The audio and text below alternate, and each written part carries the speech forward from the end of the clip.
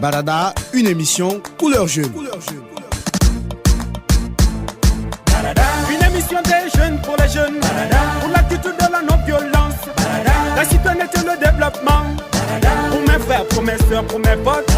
Une émission des jeunes pour les jeunes, pour l'attitude de la non-violence, la citoyenneté et le développement, pour mes frères, pour mes soeurs, pour mes potes. Barada pour des jeunes, Barada avec les jeunes, Barada couleur jeune, émission couleur jeune, Barada. Ce programme est de Church for Common Ground avec un appui financier de l'UNICEF. Amis jeunes, bienvenue dans votre émission Barada. Nous allons parler aujourd'hui encore de la fièvre hémorragique à virus Ebola. En cette période sanitaire critique de notre pays, appelez le numéro vert 115 pour demander une intervention de la Croix-Rouge. Pour tout cas suspect d'Ebola doit être salutaire. Pourtant, cela devient des fois source de conflits entre les personnes qui appellent ce numéro et ceux pour lesquels les agents sont sollicités. Une problématique qui rend difficile le suivi des cas suspects et donc complique la lutte contre Ebola. Dans un quartier de Conakry, 2 familles se sont accrochées à cause de l'appel du 115. Suivez le témoignage de celui qui avait composé le numéro. On se retrouve juste après. Salut, je suis Ba Ibrahim, je loge dans un quartier de la place. Bon, une fois, il y a eu un malade, une personne qui est quittée à l'intérieur pour venir chez un voisin à côté, c'était ses parents. Bon, la personne, elle était malade, elle ne sortait pas. Les voisins se demandaient ce qu'il y avait. Donc, ça a suscité ici l'angoisse. On s'est posé la question si il n'avait pas Ebola. Donc, tout le monde lui fiait et l'ensemble des voisins ne voulaient pas lui voir. Et donc, j'ai pensé à réfléchir et à appeler le 115. Quand j'ai appelé le 115, sans que personne ne sache que c'était moi qui ai appelé le 115. Ils sont venus, ils ont pris le malade, ils l'ont amené avec eux, ils l'ont diagnostiqué et heureusement, le monsieur n'avait pas Ebola. Peu de temps après, je ne sais pas comment est-ce que sa famille était informée, mais quand même, ils étaient informés que c'était moi qui avais appelé la Croix-Rouge et du coup, ça a engendré un conflit familial. Une fois, je me suis rencontré avec un jeune de la famille qui était un ami sûr. Il m'a immédiatement donné une baffe et donc j'ai rétorqué. Et on s'est pris, on s'est bagarré sérieusement. Et du coup, les familles, nous étions très d'accord, mais bon, cela a fait que maintenant nous nous bagarrons chaque jour et c'est des querelles et la tension était d'un seul coup montée entre nous. Et donc je trouve ça un peu gauche parce que tout simplement moi, je faisais ça dans le cadre de ce qu'on avait dit à la radio, que si on avait un cas suspect d'appeler le 115 et c'est ce que j'ai fait. Après cette première rubrique qui nous a permis d'écouter cette histoire, place à présent au talk show. Une rubrique consacrée, vous le savez, au débat entre jeunes autour de ce témoignage. Je reçois Ba Mamadou Alpha et Diallo Elhaj, tous étudiants. L'un soutient le comportement du jeune qui a osé appeler la Croix-Rouge, l'autre est d'un avis contraire. Suivez.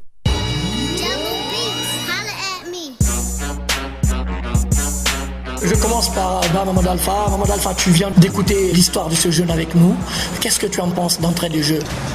Écoutez, je m'inscris dans la même logique que ce monsieur qui a alerté la Croix-Rouge, puisque vous n'êtes pas sans savoir qu'en cette période de crise sanitaire, il faut qu'on prenne toutes nos responsabilités afin de finir avec cette maladie. Et aujourd'hui, seule la Croix-Rouge qui est habilitée à détecter ces maladies. Donc, à chaque fois qu'il y a un cas suspect, il faut forcément les alerter pour, si vous voulez, sauver des vies. Je ne suis pas du tout d'accord avec lui dans la mesure où le jeune qui a appelé la Croix-Rouge ne devait pas le faire. Ah bon? Oui, il ne devait pas le faire. Il ne devait pas appeler la Croix-Rouge pour mettre la famille de l'autre en danger. Parce que là, il a mis la famille de l'autre en danger. Dans la mesure où les 2 familles d'ailleurs ne se parlent plus. Les 2 familles-là, il y a plus d'entente entre eux. Donc, il y a causé l'écart social entre les 2 familles-là. Donc, je pense que le jeune a passé à côté. Il ne devait pas faire cet acte-là.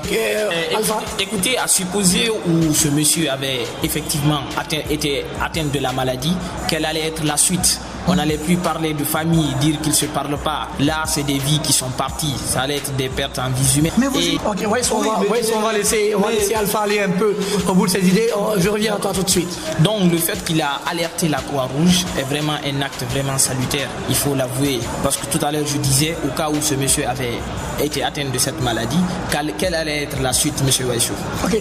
Waïchou, c'est une très belle question quand même posée de la part de Mamadou Alpha. Oui. S'il s'avérait que le monsieur avait effectivement Ebola et que le jeune ne l'avait pas alerté. Est-ce que tu as une idée des conséquences que cela allait causer? Les conséquences que cela devait engendrer étaient énormes. Mais quand cela ne tienne, ce n'est pas la bonne méthode que le jeune a adoptée. La bonne méthode, c'était quoi? C'était ici de se renseigner d'abord auprès de la famille, effectivement, savoir que est-ce que le jeune là avait cette maladie. Mais il s'avère que le jeune n'avait pas la maladie Ebola. Et voyez-vous les conséquences que cela a causé dans la famille, dans les deux familles. En plus de ça, aujourd'hui, les populations à la base ne croient pas à cette maladie. Avec toi, Waïchou, aujourd'hui, il y a une certaine réticence. Et on constate déjà que la population à la base, et il y avait une certaine peur de s'approcher de ce monsieur, soit disant que, bon, on ne savait pas si ce monsieur avait Ebola ou pas. Donc, la seule solution, c'était d'alerter la Croix-Rouge. Malgré aujourd'hui, il y a eu, si vous voulez, un désaccord et des malententes entre ces deux familles. Mais la solution, c'était d'alerter. Mais vous imaginez aujourd'hui, Moi j'ai une autre question pour toi, parce que j'ai l'impression que tu défends plus le côté social, d'accord, que le côté sanitaire de la chose. Mais est-ce que selon toi aujourd'hui, ce type de comportement n'est pas à la base de la persistance d'Ebola dans notre pays? Vous savez, je vais vous dire une chose, la communication sur Ebola, ça passe très mal. Sans quoi, aujourd'hui, vous voyez, la population à la base ne croit même pas à l'existence de la maladie. Je ne suis pas contre le fait qu'il a appelé la Croix-Rouge, mais je suis contre le fait qu'il a appelé la Croix-Rouge précipitamment. À la place de ce jeune Waïssou, qu'aurais-tu fait? Donc, à la place de ce jeune-là, moi, d'abord, la première des choses que j'allais faire, c'est d'aller d'abord auprès de la famille, mais renseigner effectivement de la maladie qu'avait le jeune. Donc, le fait pour lui directement de passer à la vitesse supérieure, appeler la Croix-Rouge, tandis qu'aujourd'hui, il y a une forte réticence de la population envers la maladie, je pense que là, c'est mettre en danger la famille du monsieur en question. Mohamed Alpha, tu penses que le jeune s'est bien comporté? Et selon toi, qu'est-ce qui a poussé ce jeune à appeler les agents de la Croix-Rouge? Effectivement, ce monsieur a bien fait, parce qu'aujourd'hui, il a épargné, si vous voulez, même sa vie, et en même temps, il a sauvé la vie des membres de ce monsieur, et supposé, cas suspect d'Ebola. Donc, c'est dans le souci de sauver ses vies qu'il a appelé la Croix-Rouge. Donc, c'est vraiment salutaire. Et je constate que M. Waïchou accorde plus d'importance à l'aspect social que le côté sanitaire. C'est pas du tout normal. Si on n'est pas en bonne santé, on ne peut pas consolider le lien. Et ce monsieur qui a pris ses responsabilités tout en alertant la Croix-Rouge, il n'y a aucune erreur. Oui, tu as envie d'intervenir, mais j'ai une autre question pour toi. Malgré l'appel qui a été effectué par le jeune, tu penses que la famille qui conservait le malade avait le droit de se comporter de façon violente? Oui, la famille a le droit de se comporter comme ça parce qu'elle est en train de se défendre leur vie. Parce que là, le jeune en question, il est en train de les mettre en danger. Donc, mettre leur vie en danger. Donc, je pense que c'était plus que normal que la famille là s'interpose et que la famille là puisse venir défendre leur vie. Donc, parce que vous n'êtes pas sans savoir, aujourd'hui déjà, il y a certaines personnes qui pensent que c'est la Croix-Rouge même qui propage la maladie. Donc, connaissant cela, le jeune, il devait d'abord se renseigner avant d'appeler la Croix-Rouge. Parce que si les gens pensent que c'est la Croix-Rouge qui propage la maladie et que la Croix-Rouge vient donc dans cette famille-là, la famille de l'autre va penser qu'ils sont venus pour propager la maladie dans leur famille. Dernière intervention, Mohamed Alpha. Écoutez, j'appelle plus de responsabilité à toutes les familles. Il faut que la réticence cesse. Je dis bien, il faut que cette réticence cesse pour qu'on en finisse avec Ebola. Chers auditeurs, appeler le 115 à temps contribue à prévenir Ebola et surtout à sauver nos malades qui sont ainsi pris en charge rapidement. Ignorons les rumeurs qui circulent sur le comportement des agents de santé qui ne s'activent que pour nous aider. L'expert du jour insiste sur ce fait et appelle la population à plus de responsabilités dans l'accompagnement des agents de santé. Il s'agit de Cheikh Amala Sako, médecin au centre de santé urbain de Bokeh. Suivez plutôt. Docteur Sako, vous venez de suivre avec moi donc l'histoire racontée par ce jeune et vous voyez la perception des deux autres jeunes dans le débat autour de cette même histoire. Globalement, qu'est-ce que vous pensez de ces deux rubriques? Après avoir écouté ces deux rubriques, je vais vous dire que le jeune qui a eu l'aimabilité d'informer les agents de Croix-Rouge est à féliciter. Dans le contexte Ebola actuel, vous n'êtes pas sans savoir que nous les jeunes, nous sommes les premières victimes. Et l'Ebola n'est pas un fait au hasard, c'est une maladie qui existe et qui est vraie. Nous ne pouvons pas voir un malade qui est rentré dans une concession et qu'on n'arrive pas à appeler le numéro vert pour venir voir de quelle maladie ce malade souffre réellement. Ok, mais docteur, qu'est-ce que vous pensez du comportement de la famille du malade qui pense qu'elle a été en danger, tout simplement parce que la Croix-Rouge a été appelée à intervenir? Au contraire, la famille n'a pas été mise en danger, elle a été sauvée. Bon, par exemple, si ça trouvait que le malade souffrait de la maladie Ebola, c'est un malade qui pouvait contaminer toute la famille. Par exemple, on a vu des foyers où tous les membres de la famille sont partis à cause de cette maudite maladie. Donc, si le petit a eu l'aimabilité d'appeler les agents, au contraire, c'est pour sauver la vie de la famille et non pour les mettre en danger. Donc, ils doivent continuer sur les rapports d'amitié qui existaient entre eux. Okay. Docteur, justement, là, on parlait d'un cas précis, mais aujourd'hui, en général, les réticences dans la lutte contre Ebola sont dues à ces rumeurs-là qui sont colportées en disant que vous, les agents de santé, la Croix-Rouge, c'est lorsque vous envoyez les malades que c'est vous qui les infectez. Certains vont jusqu'à dire que c'est vous-même qui les tuez. Qu'est-ce qu'en tant qu'agent de santé, en tant que médecin, avez-vous à dire vis-à-vis de ces rumeurs? Bon, j'appelle tout un chacun d'œuvrer pour le bon sens. Parce que si vous voyez que les rumeurs courent dans le pays, c'est qu'il y a des personnes de mauvaise foi. Et ces gens-là doivent comprendre que cette maladie n'est pas venue pour un malinqué ou un soussou ou un peul. Et donc, on doit tous œuvrer pour que la maladie-là prend fin maintenant. Donc, c'est pas vrai?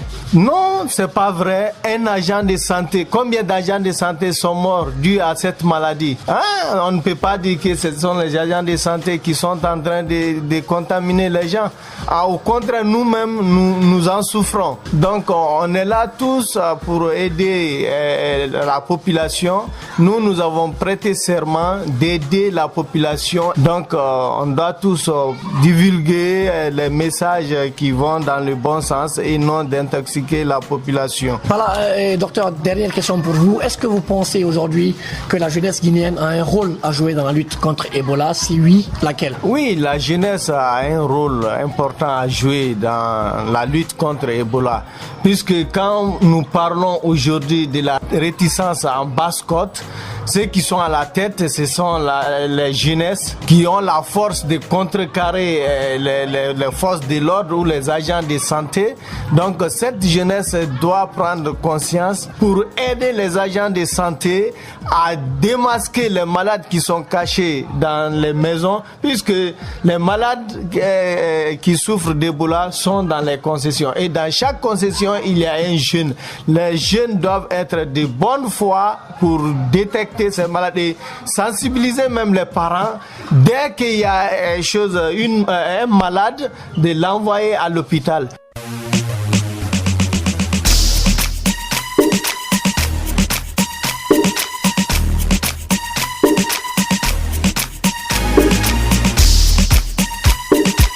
Chers amis jeunes, notre responsabilité est engagée dans la réticence contre les agents de santé et de la Croix-Rouge qui ne demandent qu'à nous venir en aide. Les autorités tentent tant bien que mal de venir à bout de cette épidémie. La mise en place du 115 en est une preuve palpable.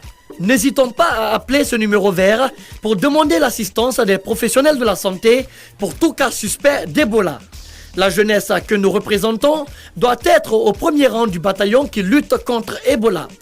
Tous ensemble, disons stop à la réticence et œuvrons tous pour la fin d'Ebola en Guinée. Voilà comment on se quitte au compte de ce numéro de votre émission préférée, Barada. Chers amis, on se retrouve la semaine prochaine. El Proximo.